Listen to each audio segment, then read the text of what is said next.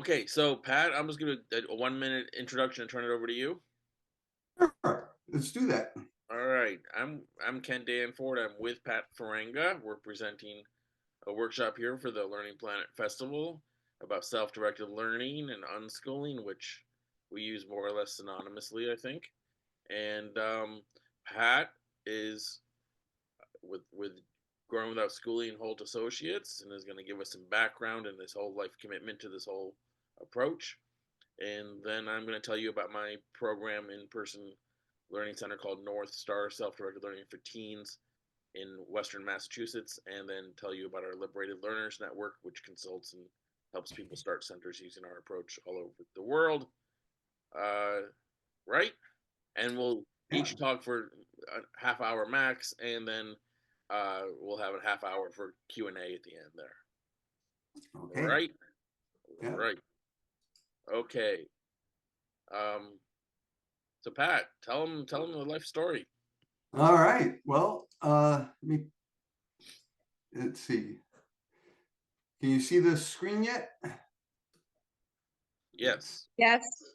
Good. All right. Well, all right. So, John Holt, I started work with him in 1981, but he founded Grown Without Schooling magazine in 1977. And it turns out John was a political activist. Then he became a fifth grade teacher who's a lifelong observer of children. And as an author, he not only wrote about education, but society at large. He was more of a philosopher than a researcher in that sense. And after World War II, John fought in the Pacific in a submarine, saw a battle.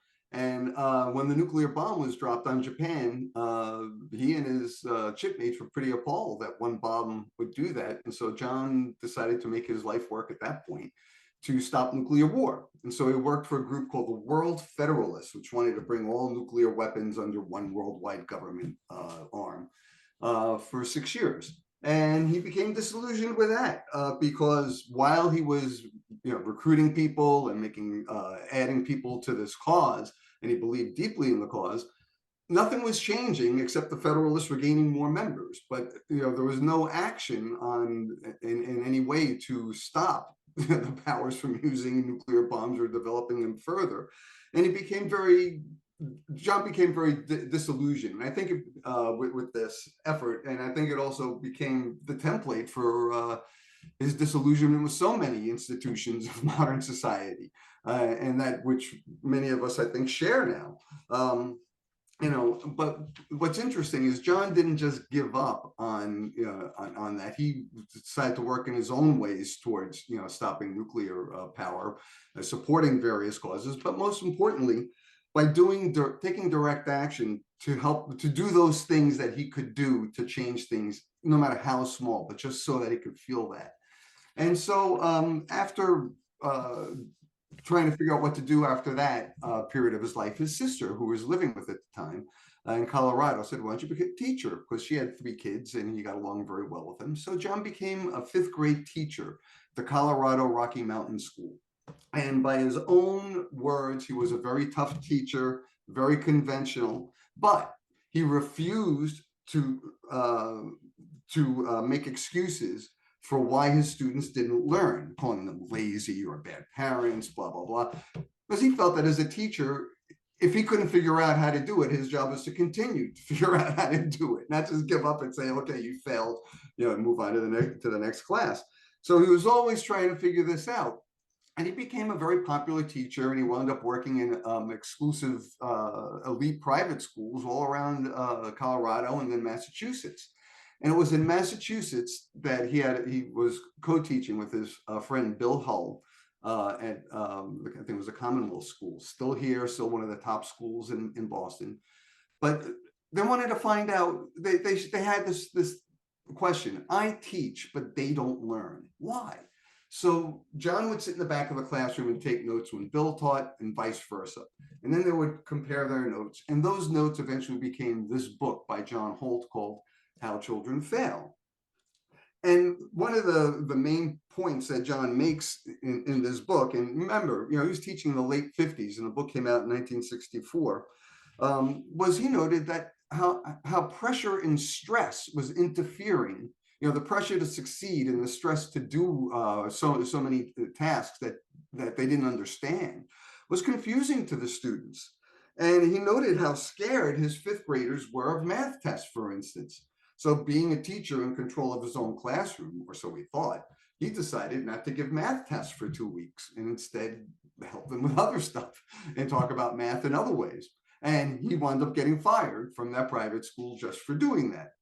And so John, learned firsthand, what this is like. But he understood very deeply, that fear impedes learning. And not understanding something is dangerous to your self-esteem. To admit that in front of a classroom of your classmates. And so most children retreat into quiet compliance in the classroom, pretending that they understand it or not. Basically, John, not a large part, but there are several really famous parts of this book where he describes the strategies that children learn to fake learning. But let you hear John in his own words describe this. Oh, hang on. Really need to make that point a little bit more clearly. The schools I was describing in how children fail were not public schools, but two elite private schools. One of them would be ranked by almost anybody as one of the top 2 or 3 elementary schools in the greater Boston area. There was an admissions policy in that school. You couldn't get in if you didn't have an IQ of 120. And it was of that school that I wrote when I said, about 1959, school is a place where children learn to be stupid.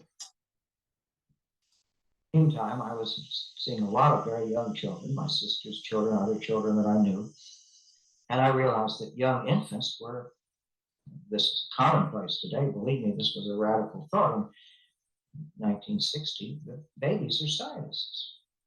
They're enormously dedicated, energetic, resourceful, skillful learners, much better. Little teeny kids are much better at learning than almost any adult. So I said, why not let them do what they're already good at doing? Let the school be a place where they can continue their exploration of the world, only using perhaps more resources than they might find at home. It seemed easy to do. It cost money. It seemed perfectly obvious. Well, they didn't do it. I spent quite a lot of time talking about it. I had no idea what an unpopular, I didn't think of this, that this would be a radical idea. Still, it seemed to be basically. So you could see, John was very focused on these ideas, and it arises from his use of inductive reasoning. So much of schooling and education theory is based on deductive thinking, how we can take this huge mass, this huge category, and do a couple of things to make it all work the way we want it to work. Whereas John was like, how do I help this individual do what they want to do? And it's a completely different way of looking at things. So John, went from the specific to the general in his critiques of society and education. And in his next book, How Children Learn, came out 3 years later, he describes, this process of how children learn by experience, and how adults could help them. And then in 1983, after John had been working with homeschoolers for almost 10 years at that point, he decided he had to revise both How Children Fail and How Children Learn, because they're his most popular books. I mean, both books have been in print consistently since they came, they came out. They've never been out of print. And he revised them in 1983 because of what he learned through homeschoolers, and how important it was, and how it really works so well to let children work through their strengths and their interests to learn, rather than to go through a list of things we adults think they need to learn at a certain age and a certain time.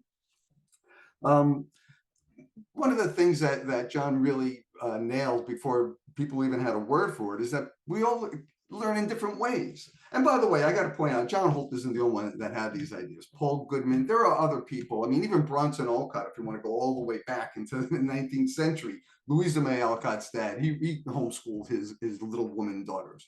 And he had very, fairly similar ideas about, how children learn and giving them freedom and autonomy and working with them and not on them to help them learn. But multiple intelligences was a theory that came out in the 80s and it's still talked about. This idea that there are 8 or 9 ways, different intelligences that people have. I won't get into all that. I do that in a workshop sort of situation. But the point is, in school, there's only one way to learn, and that is through instruction. If you're not a good auditory learner, if you don't follow the orders properly, you're pretty much lost in a classroom. And even if you are, sometimes the explanations aren't clear, or the teacher only has a half-baked idea of what they're talking about. And so it's kind of confusing to the kids, but nonetheless, we don't have these other opportunities. And to illustrate this, there's another author who works with neurodivergent children a lot. His name is Dr. Thomas Armstrong.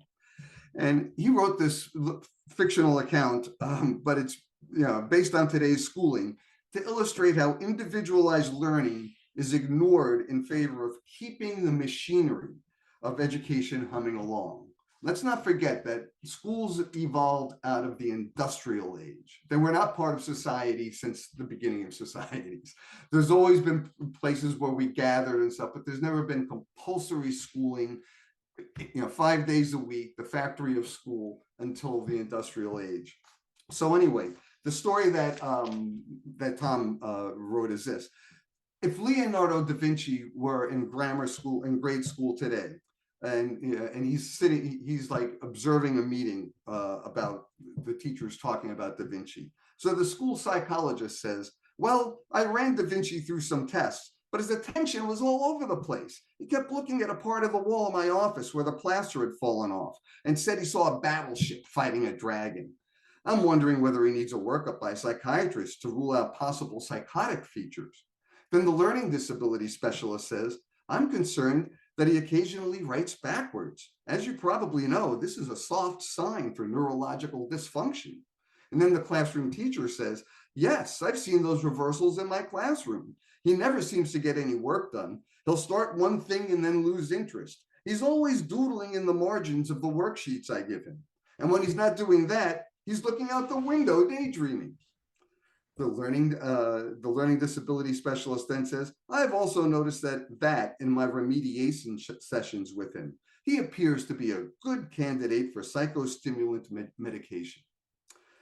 The idea that, we only learn when someone is instructing us, and that if we're not paying attention, we're bad students, it haunts us to this day. It's a hangover that we all suffer from our schooling. And we have to try and figure out how not to do that to the next generation. I mean, anyone who's a parent knows that children learn without us knowing a lot of that they learn stuff. One of the great insights John had from working with homeschoolers, in that he added to this book, How Children Learn, he added a whole chapter about fantasy play, about how children don't use play, and fantasy play in particular, to escape from the world, but to understand it, to get into it. They're not, they want to, what's a cop and a robber like? What's a teacher like? What's a big, when my children were being unschooled, it was not uncommon for them and their friends to play school, right? In our living room, in our bedroom. They would set the dolls up and they would pretend to be the teachers and the students. So they're using play, but we don't let that. In fact, we have cut play out of education in so many ways. I won't get into that, but Dr. Peter Gray, in his book, Free to Learn, has a lot of great ideas about that. So real briefly now, I'm going to skip over. I mean, John wrote a lot of books. He wrote 10 books. I hope to be revising How Children Fail in the coming year. New edition of What Do I Do Monday is coming out in March. And, I mean, as an educator, he really thought past, like, how do I make all my students A students, and started questioning the whole system. And this led him into this whole crowd of other people. you know, I'm going to talk about Illich in a second, but one of them is this guy, George Dennison. And I put this in a recent blog post of mine because I thought it was such a great little quote. George wrote a book that John adored called The Lives of Children, about his work as an alternative educator in the First Street School, I think it was called, in Greenwich Village in Manhattan. And so George is giving a speech to alternative educators of the time, late 60s, and he says this: once you start looking for freedom, you're lost. Can you imagine finding it? Hey, here's freedom over here, look. But all you can see, is people doing things. What we mean is we're not going to coerce anybody, either by force or cunning. Force is cops and corporal punishment. Cunning is what's taught in the colleges of education, how to increase their attention span up to a maximum, of 60 minutes, and then you destroy it by ringing a bell. How to motivate them, and so on. But the absence of coercion isn't visible either. What's visible when things are going really well is simply activities. Activities of all kinds, especially, we hope, the kinds that harmonize energy, innate powers, and sweet reason. The real touchstone of freedom, is not joyous people romping in the grass, but quality, first-rate work. It may be slow to emerge, especially in the sense that I mean here, but still it is the touchstone. Verve, style, grace, lots of content, lots of meaning. You don't reach this by regimenting people or by having a lifestyle of freedom, which tends to be all style and no life, but by doing things, especially the things you can do with a whole heart. You don't discover who you are. I don't know where this vocabulary came from. You see it all the time in proposals for free schools, creating a climate of freedom so you can discover who you are. When someone says, I want to know who I am, what he really means is that he hasn't found the activities, the friends, and the loyalties that he can give himself to. These are not inside the self. They're all outside. And you discover them by looking outside. And when you find them, you don't feel that you've discovered yourself. You feel that you've discovered friends, activities, and loyalties. John sought many different solutions besides letting children socialize in compulsory schools. But it was the work of others, Ivan Illich in particular, that helped John understand how schooling had become such a big part of our lives in the last 150 years. Illich is a polymath. I mean, education is not his only topic. I mean, he wrote about health, and I won't even get into all of it. But and at a super high level, he was a polymath. He spoke 11 languages fluently. He was a Catholic priest. He spoke and dreamt in Latin. He was a very unusual man, and he had a really good idea of history. He studied not only he was an expert in the history of the Catholic Church, but he also studied all sorts of cultures in different types of philosophies. And one of the things that he noted about, when he was doing his study of schooling, his book was called Deschooling Society, is that schools, regardless of whether they're in a communist or a poor country or a wealthy country or a capitalist country, a democratic country, they all pretty much look the same. The structure, the curriculum design, the buildings and the rules, they're all pretty much the same in all the cultures around the world. This is a very strong technology. A gentleman named Jacques Ellul wrote The Technological Society in the late 50s, and he cites schools as a technology. And we know that it can be used nefariously, as Russia and China and other places have used re-education camps and so on, not to mention the book 1984. So education has a dark side for sure, and Illich saw that. But what he also saw was that school is a modern ritual. And here's how he describes it, his work here in this place. Hiding from those who participate in it, the contradiction between what we celebrate in the ritual and what in fact through the celebration is produced in society. To give a very simple example, in school, we all are concerned about improving equality through schooling, and there has never been a better classifying institution which creates a world of 12 and by now hundreds of different classes than the ritual of schooling and speaking of education. I began to study the place which a secular liturgy holds in the social construction of modern social reality, and the traces which the ritual leaves on the mindset of the participants. Yeah, Illich packs a lot of meaning into every word and sentence. But I want to be clear on one point here. In describing how families can live and learn without education, without schooling, I'm not trying to demonstrate that schools should be eradicated, and neither was Illich when he wrote Deschooling Society. So many people get turned off by the title and don't read the book. You know, homeschoolers, unschoolers, we use classes. We even use traditional teaching methods, even textbooks and canned curricula.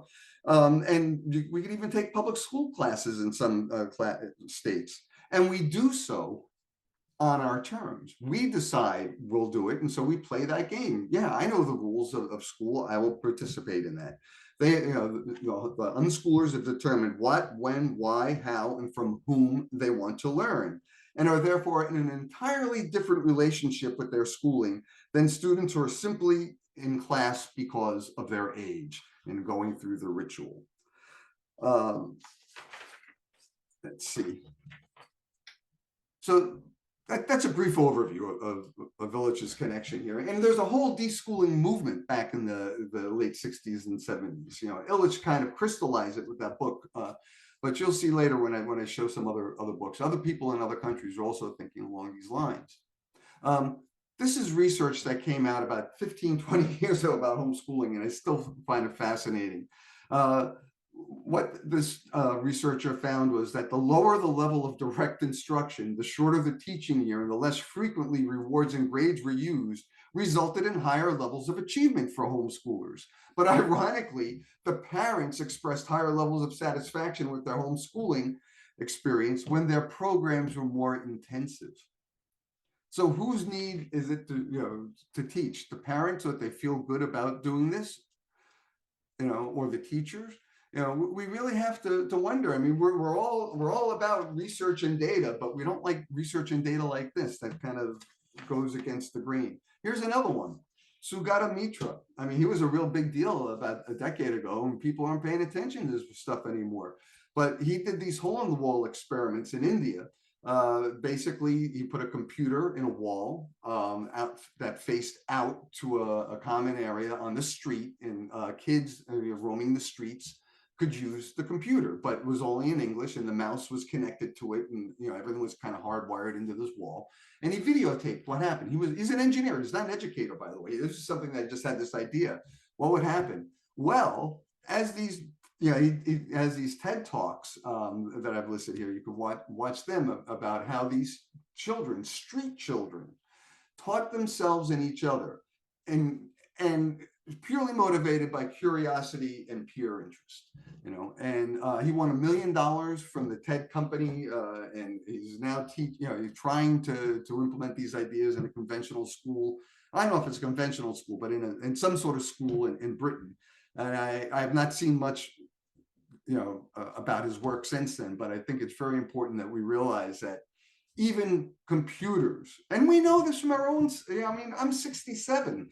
I wasn't taught how to use computers. Most of us had to teach ourselves. We learned that way. But now we have this terrible idea that kids won't learn computers unless they're taught them in school. Moving on, Ken is going to talk about this, and this is my segue into Ken.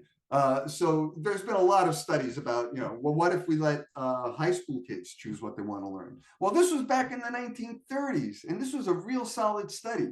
It was, before I get to Jefferson's children, the story of the 8-year study, real quick. It was funded by the American Congress, 4 years of high school. And they chose, I think, 20 or 23 high schools. All were alternative in some other ways, or what they used to call in the 30s laboratory schools. And then the next 4 years were all these kids who graduated from those experimental schools were automatically granted admission to the college of their choice. And then it was to see how they did. That's the 8 years. How did they do? 4 years of high school, alternatively, 4 years of conventional college. And what the 8-year study showed was that the moral alternative of the schools, the better the students seem to do in college. And in fact, many of the college professors were trying to figure out who were the alternatively educated students in their classes, and they were almost always wrong.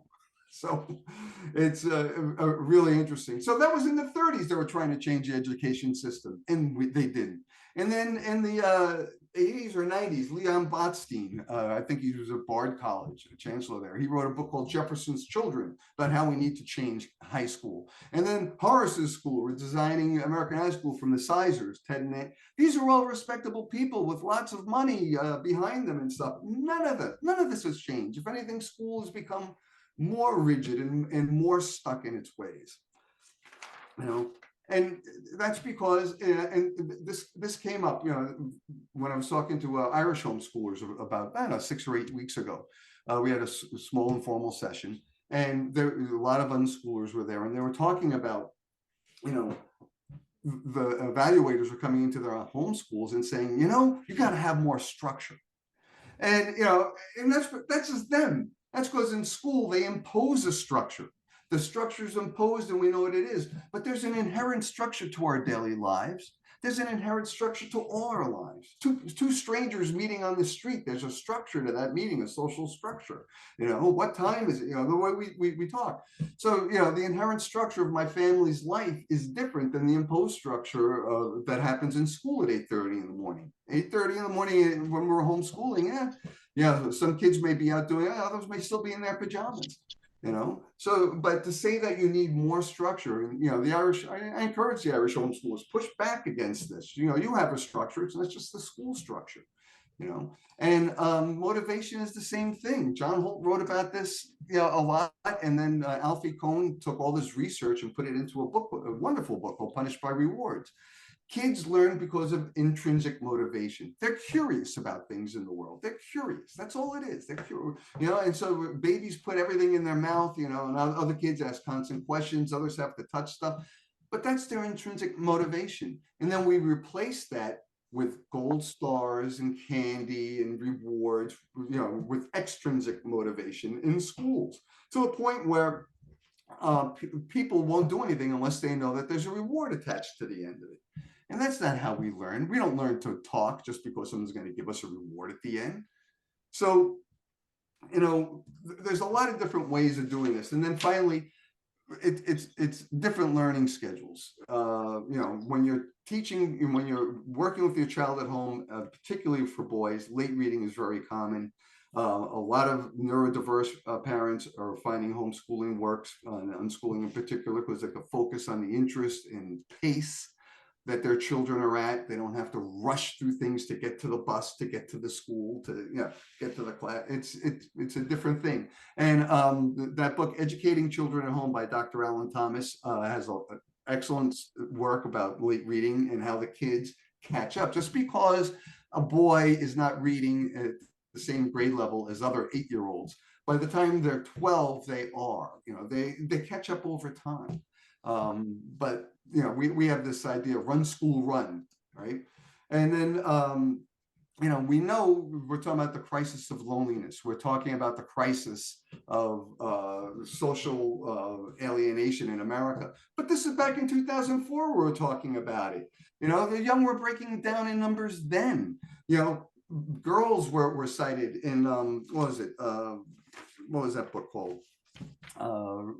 Reviving Ophelia by Mary Pfeiffer. Girls were, and then Richard Reeves has written a book called Of Boys and Men, about how boys are disturbed by schools. It's like, when are we going to realize that we've got to do something and stop citing research that shows that all this stuff? Back in 1987, the president of the American Education Research Association said, growing evidence points to the possibility that very little can be transported directly from school to out of school use.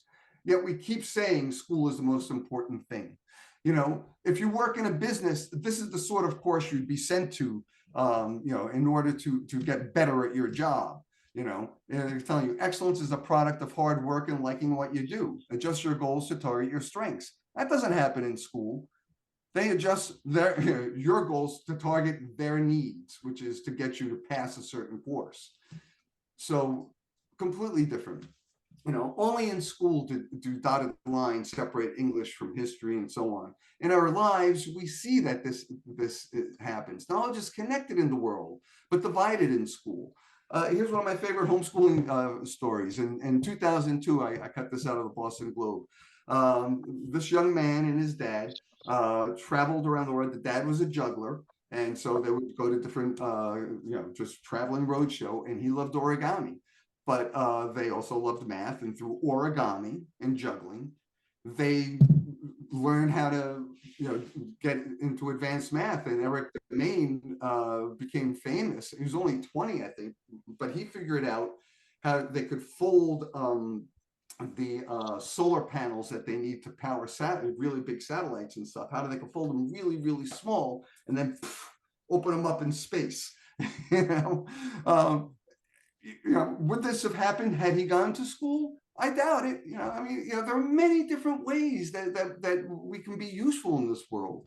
And then finally, so homeschooling has grown so much, that right now there are more homeschool students. Right now it's between 5 and 6%. They're almost the same amount that is currently attending public charter schools, and 9% are attending private schools. When I got started in homeschooling in 1981, John Holt estimated only 25,000 children were probably being taught at home back then. And it's exploded. Yeah, the pandemic had something to do with it, but it's still growing and the pandemic's gone, And while I know we talk about it a lot because, in the United States, we've had court cases and stuff that have made it legal. I know that like in France and Germany, it's no longer legal. It was at one point. And so it's a tough call, but I do want to point out like other countries that have used alternative schooling and as a justification for homeschooling. In Denmark, the movie We Have to Call It School, which is for free on YouTube. These other books from the UK, Japan, Toto Chan is a lovely book about independent learning. Summerhill, of course, is famous. Education Without Schools is a whole bunch of essays from the early 70s talking about the deschooling movement. You'll find a bunch of information there. There's someone here from Italy. Check this book out. When I spoke in Italy many years ago, I learned about this book, Letter to a Teacher by the Schoolboys of Barbiana. And these were a bunch of boys who, after World War II, were destitute, living in the mountains in northern Italy. And they wanted to learn. They wanted to learn to read, I think it was. And so a priest agreed to meet them in a graveyard, which is like the only central location. And like some of these kids had to walk miles to get there every day. And that's how they learned. So, the idea that we need all these big schools, all the special equipment, all the special training, there are many ways to skin this cat. We don't have to keep thinking that, you got to go to school for 12 years and follow the curriculum in order to learn and become a productive member of society. All right, so that's it. I think I went a little long, Ken. I'm sorry. Well, thank you, Pat. I'm sure many of the people here are familiar with John Holt's book and role in the movement. Total inspiration to me, and you're carrying on the legacy of total inspiration as well. So thank you. I want to thank the Learning Planet Festival folks for making this happen. Richard has been a key link here. I want to welcome some of my other loyalists here from Arrow that I recognize on the screen, and a shout out to Iris Chen, who's done author who's presented for Liberated Learners Network a couple years ago. So welcome to you all, and I'm really excited to have a chance to at least contact some of you from all these other countries. This is a fabulous event, and so it's really exciting to see all of you. Anybody who wants to put on their video, it's always slightly more enlivening for me as a speaker to see your reaction. So thank you for those of you who are already doing so. Anybody who wants to put on their video, thanks. So my name is Ken Danford. I'm the co-founder of North Star Self-Directed Learning for Teens in Western Massachusetts. Started in '96. I was a public school student and teacher and loyalist and reformer. I had gone to Ted Sizer's Coalition of Essential Schools graduate program. I was going to become a superintendent and fix schools. And I just hit the wall in my late 20s that this whole enterprise was beneath my dignity. I was hollering at kids to do work they didn't want to do, threatening that somehow if they got a bad grade in 8th grade history, their lives would be curtailed or ruined for not doing my class as well as they might have. I wasn't, I had to be strict according to my school system about whether I could let them go to the bathroom or not, which is something I felt was really demeaning to all of us. I was supposed to make them take off their hats, and the whole authoritarian nature of teaching was terrible and unnecessary. And for what? I mean, the kids were basically at the end of the semester, even for my quality uh, social studies teaching that I was doing, I was creating active, informed citizens, of course, and I was proud of the teaching I was doing. Um, um, excuse me. The Most of the work was just going in the trash at the end of the year. People would just say, "Can we throw this away yet?" Right? And there had to be another way, and I didn't know what it was, but I was ready to move on to, I don't know, probably not a private school, not a charter school, nothing that was going to involve you must do 12 years of this so that you can go to college, and and that's when I learned about homeschooling and unschooling. John Holt, and the first key book was Grace Llewellyn's Teenage Liberation Handbook. Some of you may be familiar with Grace Llewellyn. If you're not, that book changed my life, and she's my friend, and I have a blurb on the back of her book now about how it changed my life. And it is shocking to know that there was an alternative this vast. And if you don't know this right now, maybe you're already all familiar with this, but this just was too much for me when I was, 29 years old reading this book for the first time. I knew nothing about homeschooling. I didn't really want to know about homeschooling. All I knew was I didn't like my job and the way it was forcing me to behave. And I was, there must be something else. And Grace has this book about Teenage Liberation Handbook about teenagers who grew up having never gone to school. And it turns out everybody loves them. You cannot go to school and get away with it. I didn't know there was such a thing. How could that be true? How could I not know about it? This is no way this is possible, right? It was so unconventional, and so I started reading more about homeschooling and unschooling being a wing. All unschoolers are legally technically homeschooling. I happen to use the words interchangeably, though I know in the lexicon people do not use them interchangeably, but I do. So there. And self-directed learning. The idea of you can just say no thank you to school. The whole, not just public school to go to a charter school, not just public school to a private school or parochial school. You could just say no thank you to schooling. Holy what? Why isn't everybody doing that then? This is crazy. I mean, a lot of kids are being tormented and hurt in school. Someone should tell these people they don't have to be here. And, just telling them it turns out isn't really enough, because how many 14-year-olds are going to say, well, that's grand, but I don't want to be home alone with my folks? That would be even worse. And how many parents are going to want to, pull their miserable 13-year-old from school? It's not a very appealing scenario. I mean, there's some small percentage of lifelong independent homeschoolers who are awesome human beings, but even most of them do it K-8 and go to high school for college prep and proms and sex and romance. So kids want to go to high school, and homeschooling stops mostly as a appealing independent enterprise around 6th, 7th, 8th grade. So what would it take to support all the kids I was tormenting in school at the Amherst Junior High to quit school and use a homeschooling unschooling approach? Well, it seems kind of obvious. I mean, I don't think we're that smart. I mean, we are smart, but we're not that smart. You guys can think of this, and it's happening in droves now, 20, 30 years later. But it takes an in-person community center. We're going to coach families on the legality of homeschooling, unschooling. We're going to explain to them it's not what they think it is. It's not being at home, being taught by your parents. Maybe it is in one little thing, but by the time you're teenagers, people are out and about and doing all kinds of groups and classes and tutors and having internships and making their art and their music and their sports and their activity. People are busy, and it's not a home-centered life necessarily. It's a control-centered life where the control is in the hands of the young people themselves and their parents. But there's no real, obligation. There's nobody really inspecting the homeschooling world. And so here's your free ticket. Claim your freedom. Go live your best life now. You don't need to win the lottery for a charter school. You don't need to get admissions to a private school. Every single person could file a homeschooling plan tonight and not go to school tomorrow. Right? That is incredible. And so we decided that, for the people who aren't going to do that alone, my friend and I quit our jobs and rented a little office and created what was then called Pathfinder and since become North Star.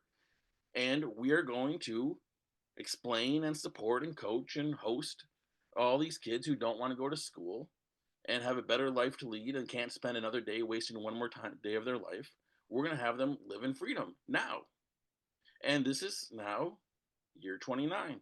We have second generation members by the dozens, right? We have former, and it's hilarious. It's comical almost. I like to laugh at myself. I'm old now. So the idea is at North Star, there's 65 kids, 8 or 9 staff. Any given day, there's about 40 kids and 6 staff there. We're open 4 days a week, at least one day a week. I tell the kids they can't come. We're closed on Wednesdays because they can't be so needy and pathetic that if I'm going to coach them not to go to school, they can't need North Star 5 days a week. So at least one day a week, they should figure out something else. And we coach them on this. Everybody, so we have a whole calendar of groups and classes. There's book groups and science things and trips and hikes and music and art and Spanish and history. There's all kinds of things happening, and they're all voluntary. They're all not for credit. There's no diplomas. There's no grades. It's just a place to go. It's like a health club. At the health club, they're not really monitoring you unless you ask them to, right? Or the library, they're not really paying attention to what you take out, and they're not really scolding you for not doing the right books. Just treat people with respect. Offer them what you have to offer. Let them choose it as they wish. People can ask for one-on-one tutorials, and keep the center open for socializing so kids can be there hanging out and spend their day there as they wish, including by what some people would call doing nothing, which we call playing. And obviously, if you're familiar with Sudbury, you could walk into North Star and think it's Sudbury-esque a little bit, except that we have a lot more on offer because we think that's a healthy way to do things. And we're not a school. Sudbury's require 5 days a week of 5 hours a day, 5 days a week to be a private school. We require 0. And so everybody's ever wanted to go to college from North Star does. Most people, so many of the kids who come arriving beaten down, thinking they're never going to go to college, end up doing it. We should get Nobel Peace Prizes for this. Far from turning kids off, we're salvaging people whose lives have gone into a rut, and said, well, here's one thing you could do to get out of your rut: stop going to school, huh? Let's legally get you out of there, so that you don't have to pretend you don't have to fight about not going anymore. Just don't go. Be done with it. 15, 16 years old. Let's get on with it. And turns out that's a super healthy, wonderful thing to say and do. And we have kids coming for all kinds of reasons. Some of them are super academic. They're novelists and artists and writers and athletes, and they don't have another day to waste because school's doing it wrong. Some of them are neurodivergent. A lot of them are LGBTQ who don't fit into school and are getting bullied or whatnot. Many have never had friends before, and they can come to North Star and hang out and just sit in the common room or sit in the library and talk to people, come and go at their own pace, arrive at any time, leave at any time, go for a walk. And it turns out that not being in charge of them, them not having anybody in charge of them is a super maturing and helpful way to be. So someone's gonna mute out there. Pat, your co-host, figure out who's got to mute them. Get them. All right. So the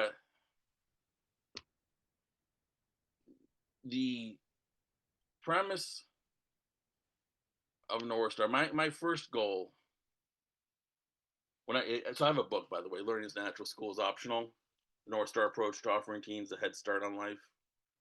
There's a TED Talk I did of the same name. So that's our slogan: Learning is Natural, School is Optional. Came up with that a while back.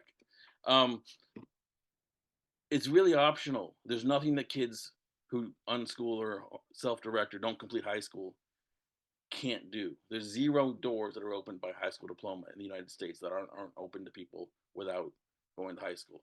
Literally 0. Now that may not be true in your countries, and if it's not true, I'm kind of irrelevant because I'm not here for helping kids have fewer choices in life. So there has to be a back door or an alternative way to enter into universities, professional opportunities, and other things that one matures into later in life. We don't want to, cut off options later on. But in the United States, you can unschool, homeschool for most anything that's a formal or official, the kids I work with mostly pick up a GED along the way at 16 or 17, which is 100% useful. Some people make their own diplomas. A very tiny set of North Star people will do accredited online programs, for high school, but almost nobody in our neck of the woods does that. But it's popular enough in other places. A few of our cranks do make their own diplomas. It kind of cracks me up. They just, they're pretty convinced unschoolers, pretty confident in themselves. But 90% of the people I'm coaching to leave school have other children who are staying in school. These parents don't see themselves as those kinds of people. They're not making diplomas for their kids. So the kids get a GED and it's 100% useful and fine. Turns out, you do your best life from 13 to 18. You go to community college for 4 to 6 or 8 classes, and you end up a year or two ahead of yourself from where you would have been had you just gone to high school and graduated at 18. Plus, you've had all this freedom and fun along the way to figure out the best way to spend your life or to dabble and explore things. And of course, we're not trying to get everybody to go to college. We have lots of people who start their own businesses, who travel, who get jobs, who do other things. So it's not all about college. It's just that that's certainly available and on the table for everybody, specifically in the United States. I know it's true in England. You have to have a legal homeschooling option for this to pan out very well. And so the upshot is that in this conference, and I don't know everybody else at Learning Planet Festival, this is my first time here, and I'm trying to go to a couple other events along the way. But I'm pretty engaged with the education reform movement in the United States and so on. The idea is not to offer teens or young people the most freedom possible within the constraints of the schooling model. I'm sorry, but I'm going to hope I don't insult any of you, but that just drives me batty, right? Because there is a mechanism to help people claim 100% of their freedom and then invite them to share any amount of that with us that they choose to. You coach a teen and their parents to file a homeschooling plan, claim their freedom, invite them to come hang out at our center, and now they're in power to tell us, I'm going to come Mondays and Thursdays, I'm going to come to these classes, I'm going to come and I want this tutoring, please. And they can come and invent their weekly routine as they see fit with other activities in the community, stay as many years as they wish. They're not dependent on we don't have a diploma to give them because they don't need a diploma, and I'm not going to invent one to pretend that they need it. So we don't have diplomas hanging over them. Go get your GED, go make your own diploma. Whenever you feel ready to move on, you go do you. And if you want to, if you're going to do university track, you're going to have to start with community college because you can't just be a self-appointed genius. You're going to have to prove something to somebody along the way. But at 16, 17 years old, do some community college, have some jobs, travel, sail around the world. And so it is possible, it is simple to help people claim this freedom. And there's absolutely no reason for me to be in between themselves and their choices. There's every reason for me to be behind them, supporting them, coaching them, convincing them, that this is right and going to work out well. And I've seen other people and blah, blah, blah. But they don't need me to inspire them. They don't need me to coach them. They coaching, yes, but inspiring them, I don't believe in that kind of thing. So the idea is create the environment, invite people in, and let it happen. I want to say a couple of things more on this. One is North Star's goal is to make homeschooling, unschooling, self-directed learning possible for any interested teen in our community. It is not to produce activists. It is not to produce entrepreneurs. It is not to produce artists. It's not to produce any kind of outcome of kid, or it's not to make sure all the kids read books and write papers and do math. It's not to make sure that every kid is so-called college ready, because that's going to be their own business, and we will support them if they're inclined. We don't have any investment in specific outcomes for each kid, other than they're in control of themselves. They're alert and aware and owning their choices and in communication with their parents. We do frequent meetings with parents, and everybody has a weekly advisory at North Star. Did I say that before? Everybody has a weekly advisory, kid and adult, not parents, but we do parents 3 times a year. So we want kids to take themselves seriously, but that's our mission, is to help them live better lives without school immediately, not to make sure they get anything. In fact, one of our principles is we make possible, we don't make sure. We specifically challenge that notion. All right. I'm going to move along here. I was just something else I was going to tell you that was really important, but I forgot. We created a network for consulting others to start centers like North Star, called Liberated Learners. And there's a Liberated Learner Center in the Philippines. There's a Liberated Learner Center in Toronto. There's about a dozen of them now. And we offer monthly free webinars if you're so inclined, or anybody who wants to start a center. And we offer consulting, and we have a whole starter program to help people make blueprints. So Liberated Learners is the network to share this model around the world, which is a North Star is one member of Liberated Learners. And while I'm at it, I have my own separate website because of the book with my blog. That's kennethdanford.com. But there's a lot of podcasts and videos and stuff about in depth. But the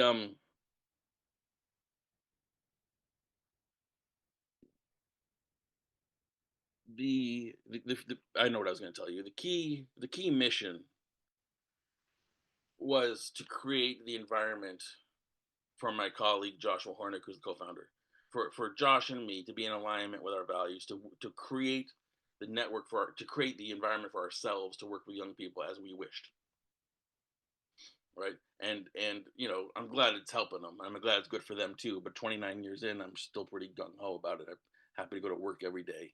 And, I clearly made a good choice for myself. So the idea was we started North Star for ourselves.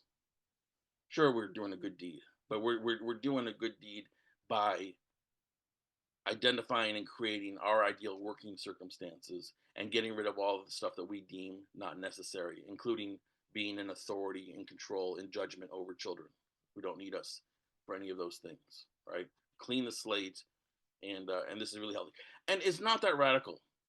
Outside of school, over the summer, this is how camps operate. They don't give grades at camp. They don't give credits at camp. You can't fail camp. After school, piano lessons and theater shows and sports. I mean, there's some competition in certain things, but mostly people choose them and they're not graded and they're not credited. And people do them because they're inspired and because they're enriching, and they do them for as long as they want. Some people do the same activity for years, and some people dabble and change, and in the same family, different kids do different things. We're very familiar with everything that I'm saying. We're just not familiar with it in a school context. We're certainly very familiar with it for adults. When you think about senior centers and libraries, we don't make sure all the grown up, all the seniors who go to the senior center play bingo. We just go make a friend, go get out of the house, right? And so the idea is less radical than it may seem. I just want to say a couple more words. We are similar in some respects to Sudbury's, that we're not schools and they are, which is a key difference. We're overlapping with the Agile Learning Center people. If you're familiar with them, we've got a lot of friends at Arrow and the Alliance for Self-Directed Education. There's a growing movement in the United States. Well, I don't want to get into that right now, but there's a lot of democratic schools. We're not 100% democratic at all by any means. Jerry Mintz at Arrow says we're democratic, but I don't really think we qualify. But that's okay. We make up for in freedom what we don't have in one-on-one, 100%, democracy on every decision. And we're pretty happy with how we do things. We're also very engaged with restorative practices for conflict resolution. It's a very sweet and kind place. We pay a lot of attention to how kids are talking to each other. We do intervene a lot to keep the tone in the common room. And when we see social tension brewing, we're pretty on it. Take that part very seriously, even though it may seem like it's utter chaos. It's far from that. The other thing is that we have chosen to have a modest fee. Our sliding fee scale is from $9,500 a year to $3,600 a year. We've turned nobody away from money. In 29 years, we welcomed every teen who wanted to come, regardless of their family's ability to pay. We've turned nobody away for being a hard case or neurodivergent or anything else. We welcomed every kid who's wanted to come to North Star and needed an alternative to school for the duration, and that's part of the commitment. And that's part of what I'm aiming for in the reform movement is creating options that are available to everybody, not just those that can afford it. It takes a lot of work. It's very hard. You guys, I'm sure, know that alternative schools that depend on no public money either have to have tuition or fundraising or some combination thereof. And even then, if they're going to pay real salaries, it's a real challenge. And many of them close after 3 to 5 years because it's just really, really difficult. Most of our liberated learners consulting is about the business side of things to to to push people to take the business side seriously, because getting enough people to pay enough money plus fundraising is not nearly as easy as what we'd like it to be for anybody. And that's not just true for liberated learners, that's true for all the alternative small private schools, it's true for homeschooling co-ops, it's true for any other relevant non-publicly funded model. But I don't think we talk enough about that. And when you combine that difficulty with a commitment to be of service to all income levels, it's a super challenge, right? I have a whole chart about that. I was going to show you the budget, but I don't want to go. I want to take questions more than I want to. I can show the budget in a minute, or if you come to my webinar, I'll share the budget. The idea is the power. People, where homeschooling is legal, it is possible to help people claim their self-control immediately, and more. I wish more people were doing it. Okay, Deborah, I'm inspired by your comments. Here, share screen. Share. Boom. Boom. Here you go, Deborah. You can see it now. It's more or less a $375,000 budget. Fees with 50, 60 families is about $250,000 a year from our sliding fee scale. We have contributions from board members and loyalists and major donors of about $50,000 a year total.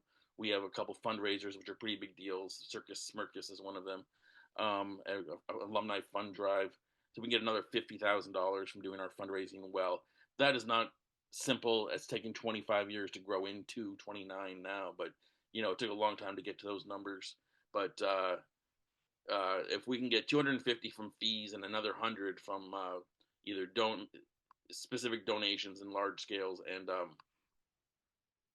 fundraisers, we're going to be in good shape. The staffing is 6 people more or less. We have our building and the rent, utilities, insurance, and some stuff. You got to buy some stuff. Don't have to buy everything for everybody, but you got to have some stuff. So there you go, about $375,000. The point is, there's no soft spot. If you're going to do this for 30 kids and 3 staff, you're still going to have a $200,000 budget. It's still going to be $6,000 to $8,000 a year. There's no magic number where it's not $6,000 to $8,000 to $10,000 or $12,000 a year on average to do this, and that's more money than average Americans seem to have. A lot of people can afford $2,000 to $5,000 per kid per year, but not everybody can afford $6,000 to $10,000 per year per kid. Maybe half the people can, if that, and we're subsidizing a lot of people here. It's a real challenge. I can go more into that if you wish, but we have another. I'm trying to save the 28 minutes for questions here. The point is what John Holt wrote about, what Grace Llewellyn wrote about, what the unschoolers demonstrated in the 1980s and 90s. If you know that whole story, you win. If you don't know it, it's worth going back and finding out a little bit more for yourself. But what these people demonstrated as pioneers is magical. And it shouldn't be that complicated to help everybody try living those lifestyles. Someone should be helping more ordinary families who aren't in a position necessarily to be independent homeschoolers, unschoolers.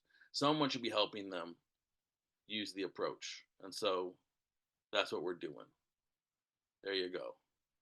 I'm going to pause there. All right. We can either raise hands or we can go to the chat.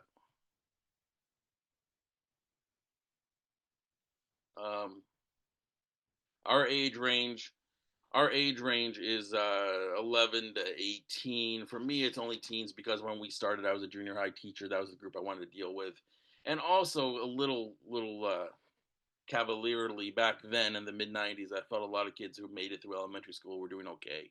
Elementary school still had a recess. It still could have one teacher, less emphasis on grades, a little more homey. And it was the junior high where things got to be bent out of shape.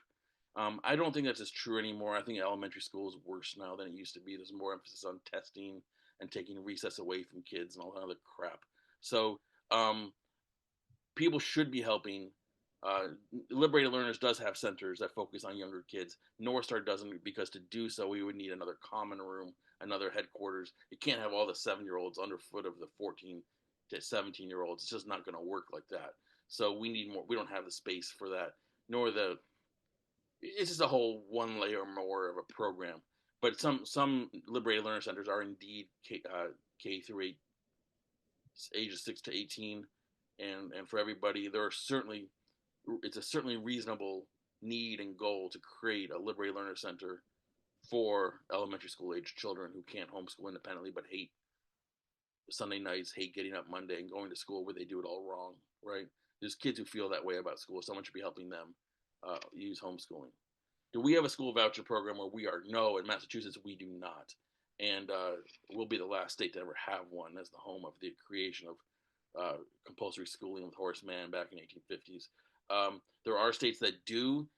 Some of the states will let those vouchers be spent on a homeschooling, unschooling program like ours, but only 2 or 3. A lot of them are the vouchers. The education savings accounts can only go to accredited private schools. It's very dicey. It's growing rapidly. It's a little wild west out here right now.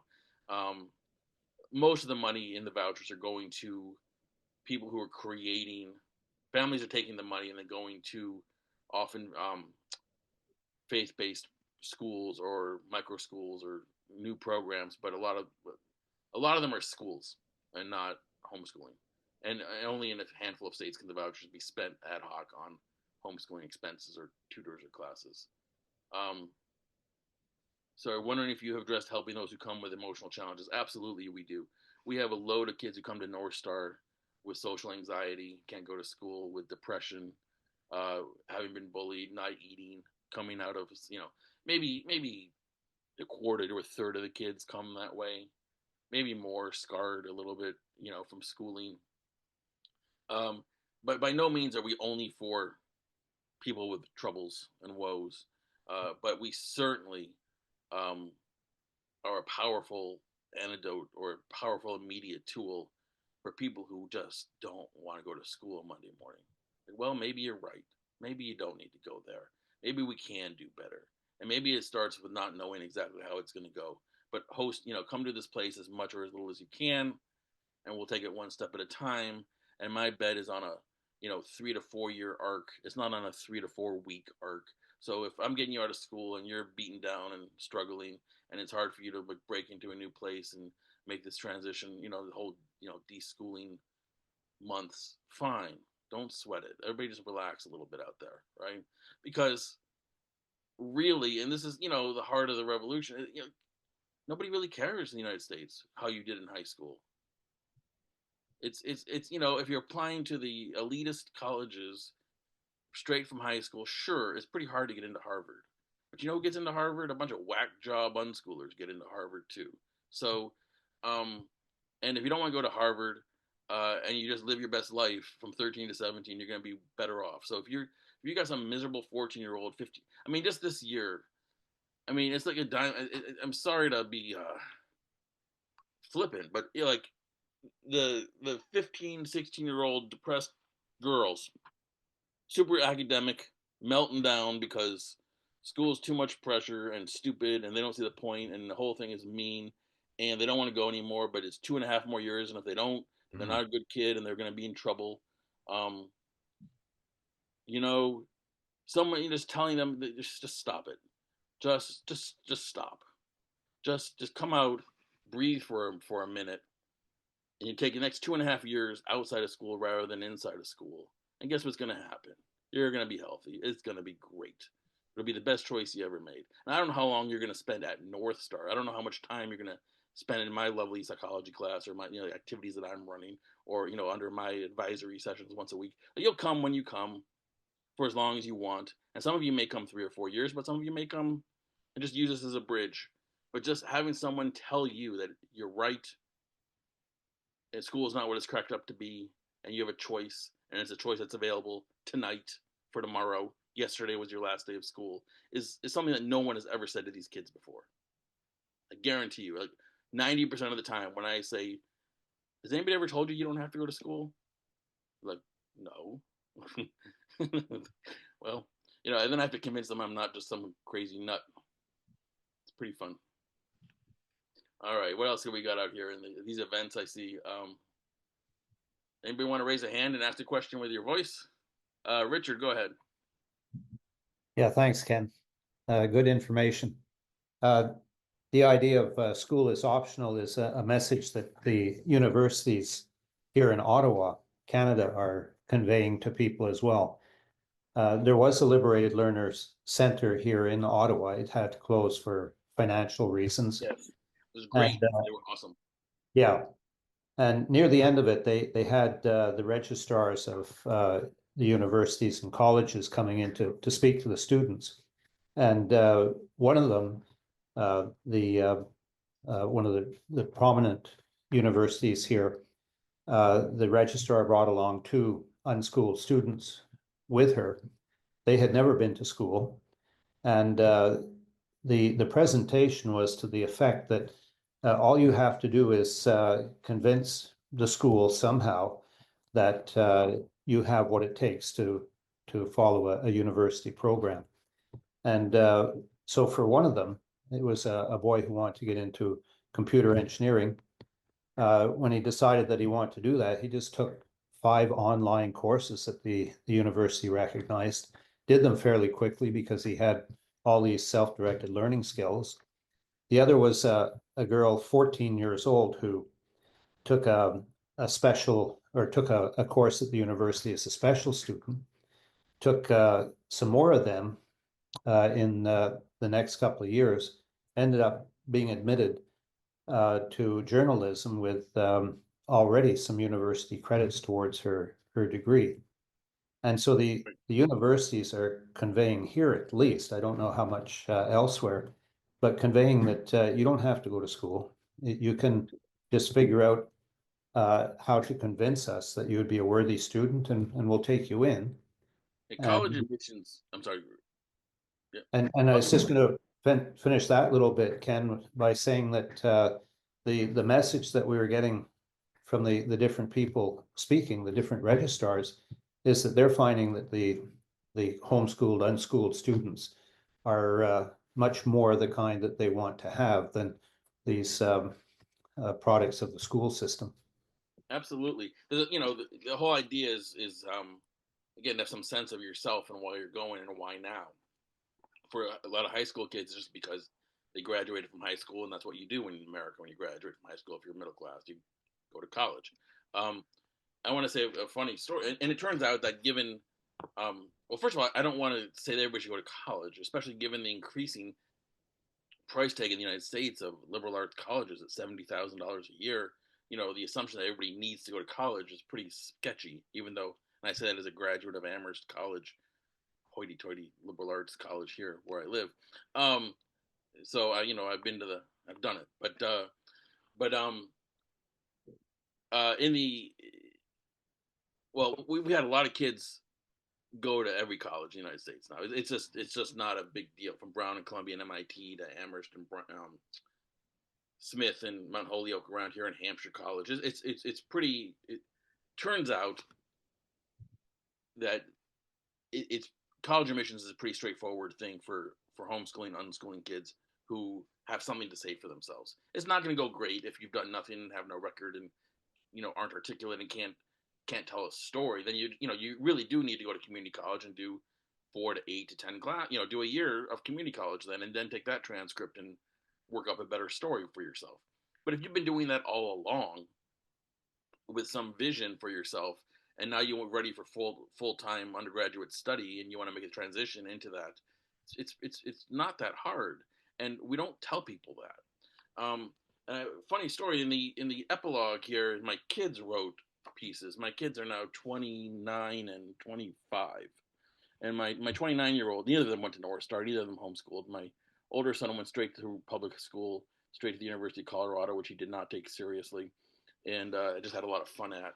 And he majored in skiing, there I could tell. But anyway, he's a good boy, and he's become a teacher, and he's now, believe it or not, rebelling against me by finishing. He did a master's at Harvard Graduate School of Education, and he's now a teaching fellow there. He's all serious about conventional education. That was pretty hilarious.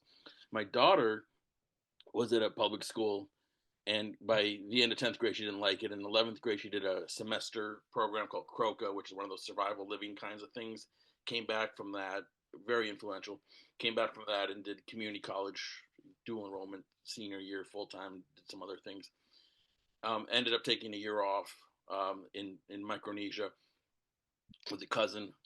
She didn't do any AP classes, did fairly lousy on her SATs, but had this whole environmental mindset from some of the things she'd been doing. And she got accepted to 4 fairly competitive undergraduate schools, all of which gave her a load of money to go there. And she ended up at the University of Vermont, from which she ended up graduating in 5 semesters without trying, because they took all the credits from that senior year of dual enrollment, plus some of these other escapades she had been on counted for credit without even trying. And I don't think she's that special. I mean, she's my kid. Um, so the idea is that, we can demystify this stuff. We can all just calm down. It's not such a scarcity thing. And to do some community college and UMass, which is the most common path over here, you can get through a 4-year degree by the time you're 20 or 21 with almost no debt if you just choose to do it efficiently. You don't have to get engaged with the $75,000 a year 4-year experience. And if you can do that and get scholarship or can afford it, that's your business. But there's so many ways to go through from 16 to 25, with some gap years in there too, that opening up the whole lifestyle, opening up the whole 10 years of adult, from 13 to 23 or something, is a real gift. And if people have a little bit of vision and convey that, and then, but to make it real, I'm just going to circle back. For it to be real for the younger set, there has to be an in-person hub where they can go during the day. Just telling them you don't need to go to high school isn't sufficient. Grace Llewellyn's book is brilliant. John Holt's books are brilliant. But most people need an in-person place to go 3-4 days a week to meet some friends, have some other adults in their lives, face-to-face learning.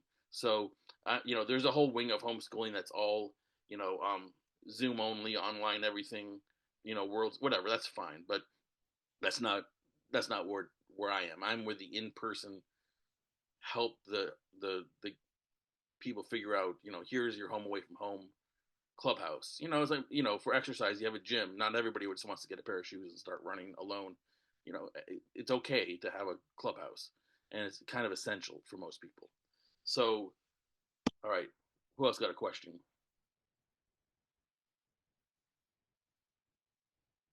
Richard, I'll get to you in 5 minutes. Let's see if we have another question or two. Derry's had a hand up. Yes, it is. Derry, go for it.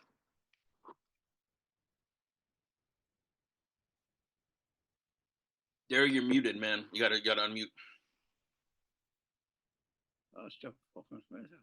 So you catch my Irishness under my breath with these bloody mute buttons and God knows what. Yeah, I love listening to you. I've heard you before at one of Jerry's conferences, an Aero conference in Albany, quite a long time ago. Yes, you're an inspiration. Thank you. But it was wonderful. And I think of people like you.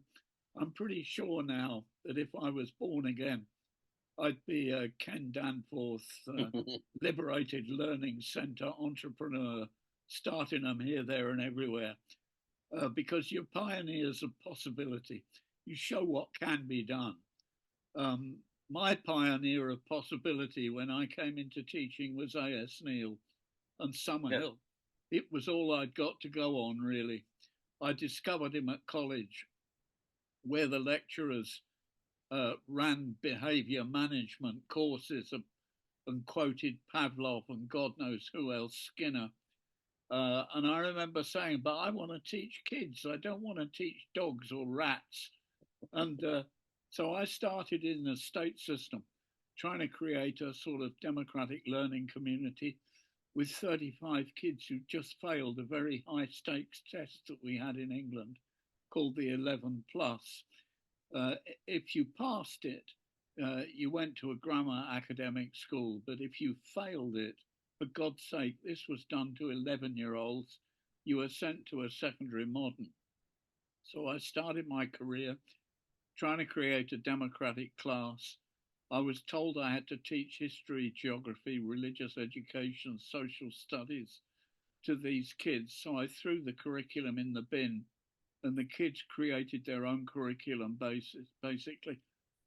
After a year of this, I thought I'd get fired. But in fact, I got a lot of support from parents who were very pleased to see their kids recovering their confidence. And instead of getting fired, I got put in charge of 7 classes, 220 kids, and we ran the whole thing as a sort of democratic learning community. I've written a book about those 2 years. Anyway, my point really is I went on to become a head of department and a vice principal and a principal. It was interesting to listen to you mention go and sail around the world. One of the kids from the school, from my school, did exactly that. Ellen MacArthur, she's the youngest kid to ever go around the world single-handed as a sailor. I can't claim any credit for that because owing to economies and cuts, the sailing club at my school was shut down just as Ellen could have benefited from it. Anyway, my point is I sometimes think listening to people like yourself and Pat, you don't really think anything at all is possible in public schools. And that's a bit tough for somebody like me because I feel pretty good about my career too. You know, I'm still in touch with probably 100 kids from different schools that I've tried to run as democratically as possible. I think things can be done in the public school system. And we've got a lot of evidence. There was a piece in the New York Times a couple of weeks ago that Pat wrote about on one of our Facebook pages and alternative education pages, a very interesting article saying that if you give kids some autonomy, the results can be quite surprising. Well, absolutely. And Pat's angle on that was really that they're only doing it and they're only arguing for it in order to improve the standards of their conventional mainstream thinking. But on the other hand, there are people like me, Pat, who use that kind of article as ammunition for bringing about change in the state school system. And I'm arguing that 20% of curriculum time should be absolutely given over to the interests, concerns, and questions of the kids. And this idea is beginning to catch on. It's caught on a bit at this Learning Planet Festival. I'm getting a lot of emails and requests for more information. Can I ask you guys, do you think it's an absolute waste of time trying to bring about any meaningful change in the public school system in the UK or in the States? Pat, you want to go first, and then I'll go. Yeah, and then I would say I am bringing across meaningful change.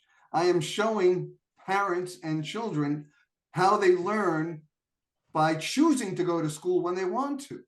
And the schools have got to pay attention to this.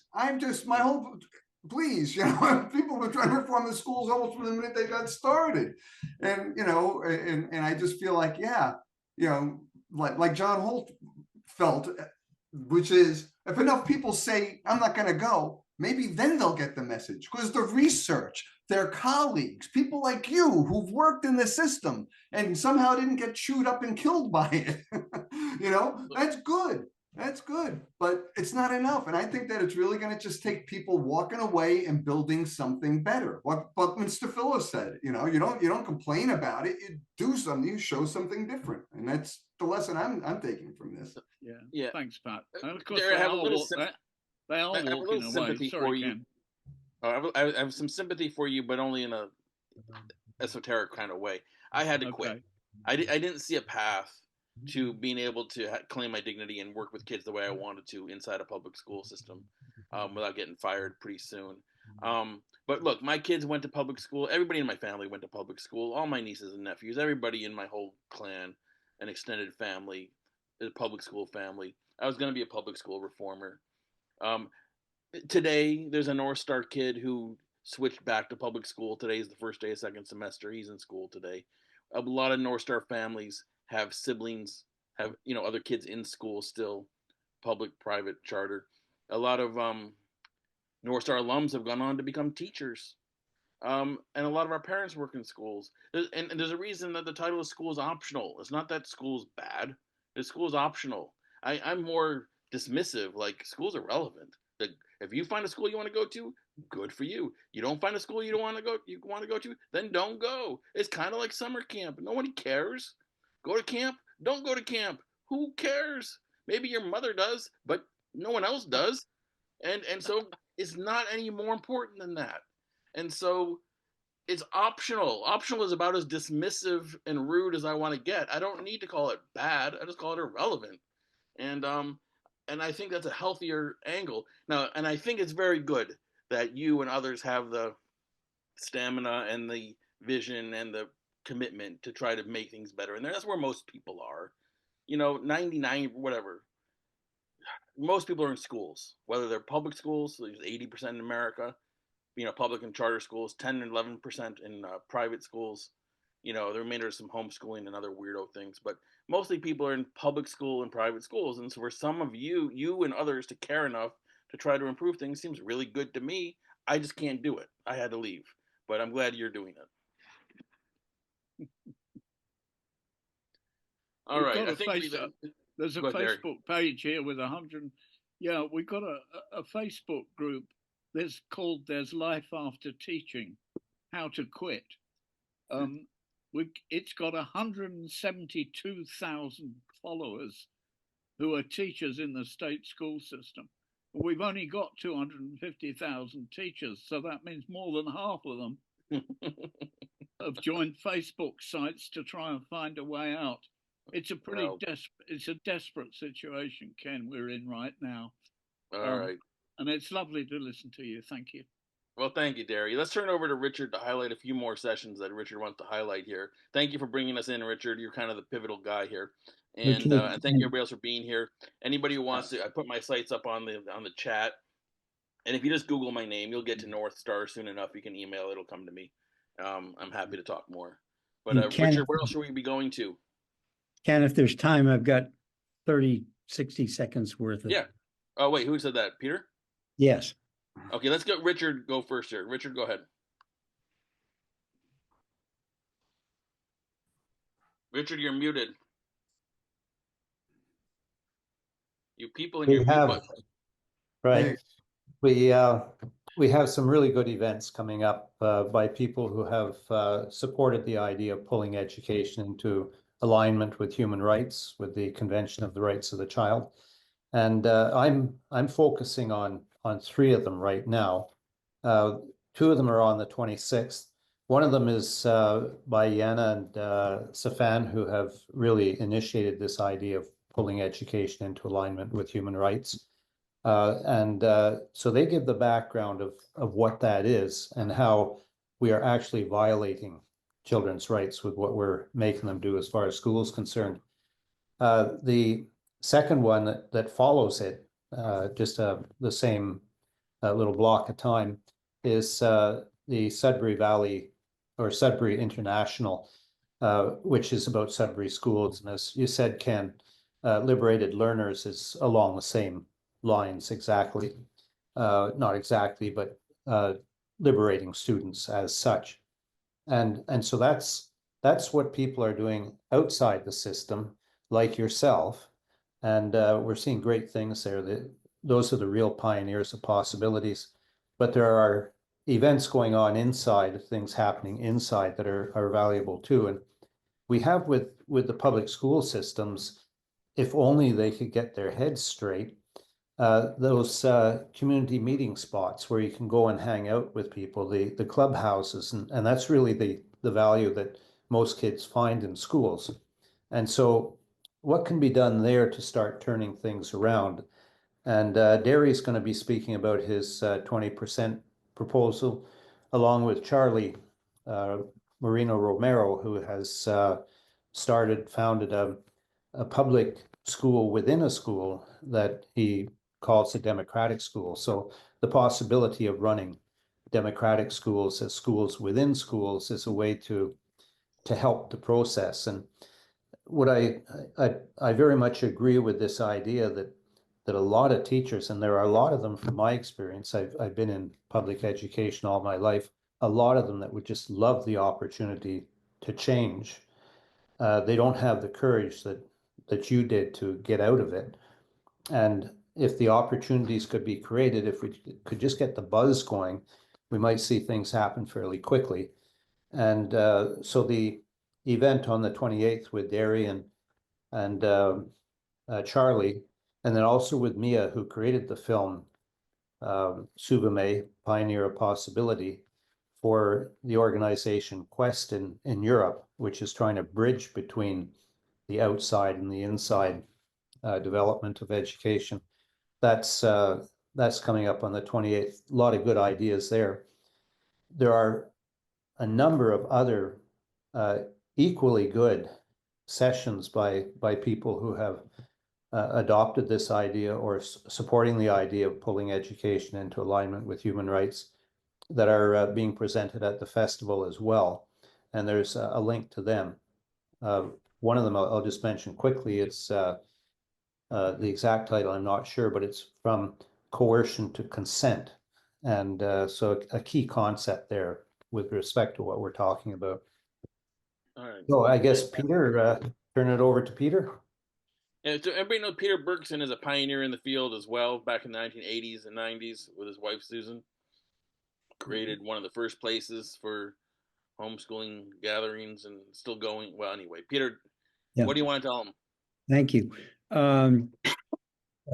Just a few seconds of personal background. I started my career as a consultant in creative group problem solving. And the long and the short of it is, after working with adults to help them become not only more creative individually, but as groups, and to work more collaboratively. And these were people who were all, well established in the corporate world. These are Fortune 500 type companies that sent their people to our firm for training. It became apparent that what we were doing was remedial. We were helping adults retrieve thinking and behavioral patterns that are natural to young people and which get, I'll say, schooled out of them, but actually the whole Western culture is sort of stacked against creativity and collaboration. And so it occurred to me and my wife-to-be at the time, wouldn't it be great if there were an education system for young folks that not only didn't school these attributes out of young people, but in fact nurture them and reinforce them, et cetera, et cetera. So it was by looking at adults, not at young people in school, but looking at the failure of adults to be able to do what they wanted to do that got me into thinking about young people. And going along with that is Russ Akoff, who's one of the fathers of systems thinking. He had a phrase that really struck home. He said, begin with the end in mind. So I think what underlies a lot of what you're saying, Ken, in terms of how you view schooling, is you're saying to these young people, what kind of life do you want to have as an adult?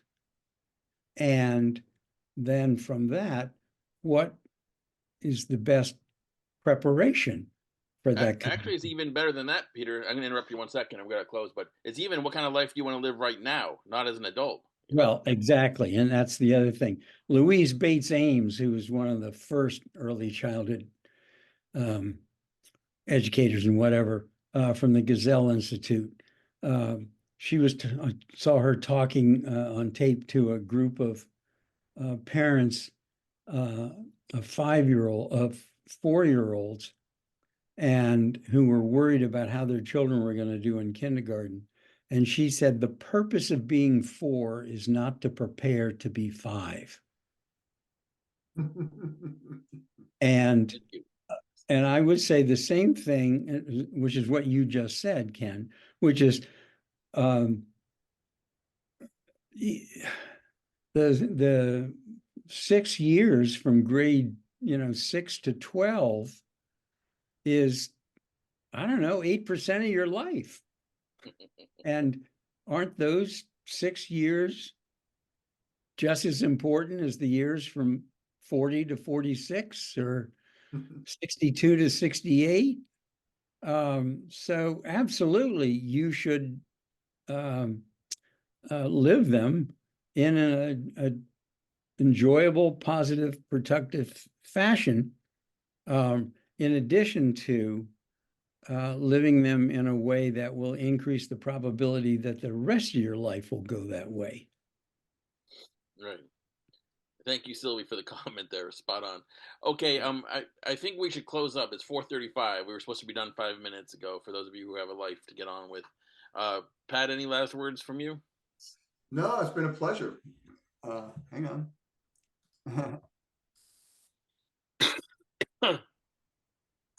Well, hopefully I'll see some of you at some of these other events that Richard's pointed out. There's one more about youth voting next week I'm going to try to get to as well. That looks pretty cool. So thank you all for being here, and please follow up if you'd like to talk more. Sure. Thank you. Thank you. Okay. Bye-bye. Enjoy the festival. Yeah, thanks all. Thanks.